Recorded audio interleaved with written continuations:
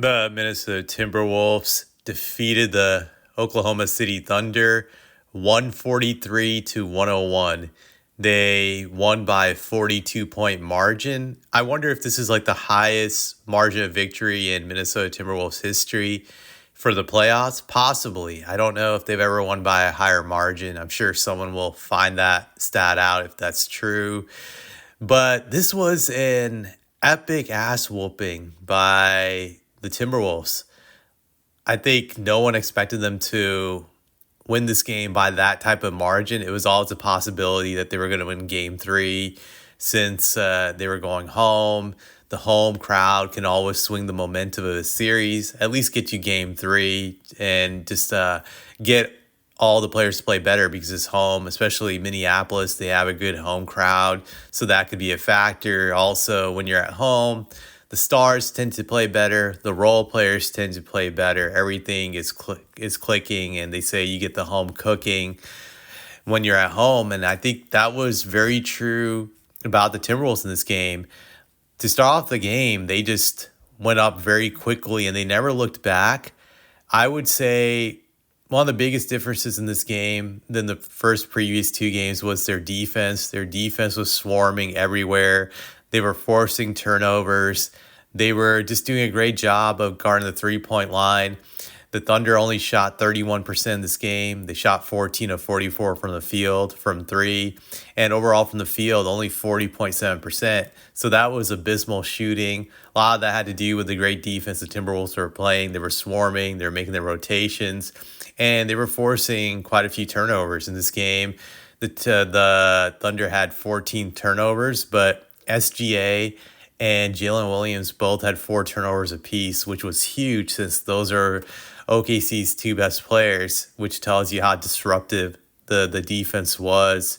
And I would say in this game, SGA was terrible. He was the LVP, not the MVP. When you look at the numbers he put up, 4 of 13 from the field, that's terrible shooting. That's like less than like 25%, I believe. I think that's actually 33%. Let me just do the math here. Just want to check. He shot 30% overall from the field, which is terrible. 40% from three, which is funny, but just terrible. Like, if you look at statistically, he had the highest negative plus minus. He had negative 32, which was the highest for any Thunder player. So he was awful in this game. He was terrible. I expect him to have a great game four, just because great players, when they play terrible, they always bounce back quickly, and it's kind of like a pride thing where they want to show that it was a fluke and that you can't stop them. And I expect that mentality from SGA.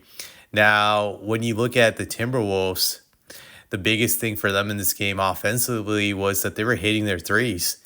They shot 40 threes and made 20 of them. That's 50% shooting from three. When you shoot that high from three, you're going to easily win by a blowout, and they did.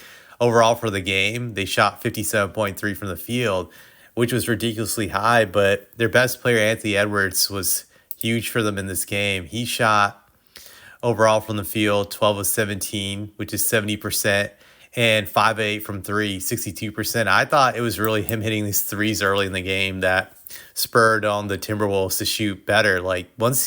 It's funny, when Anthony Edwards is hitting his threes, he becomes unstoppable, and I think the confidence just trickles down to the rest of his team when he's shooting that well. You can feel it, and the other guys just take off from there.